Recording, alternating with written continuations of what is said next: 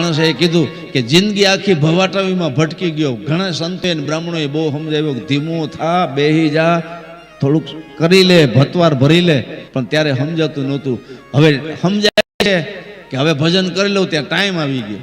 અને યમરાજ આવીને ઉભા રહ્યા ત્યારે એને એમ કીધું કે આખી જિંદગી હું જેટલા અરબો ખરબો રૂપિયા કમાણો છું ને એ બધાય આપી દઉં, મને ખાલી 5 મિનિટનો ટાઈમ આપો.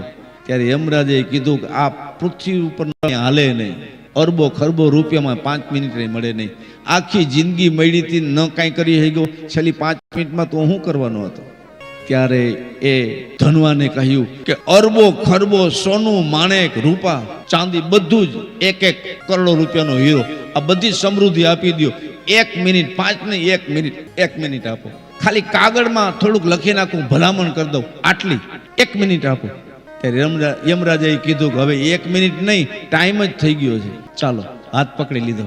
આનો અર્થ એ થાય કે સાહેબ સમય પૂરો થઈ જાય છે ને ત્યારે અરબો ખરબો રૂપિયામાં 1 મિનિટ નથી મળતી, અને હજી આપણી પાસે ઘણા વર્ષો છે, એટલે જાગી જાઓ ને ભજી લ્યો. બાકી અરબો ખરબોથી 1 મિનિટે નહીં મળે, 1 માળાએ નહીં કરવા દે ને. ઓમ નમો ભગવતે વાસુદેવાય છેલ્લે બોલવા નહીં દે.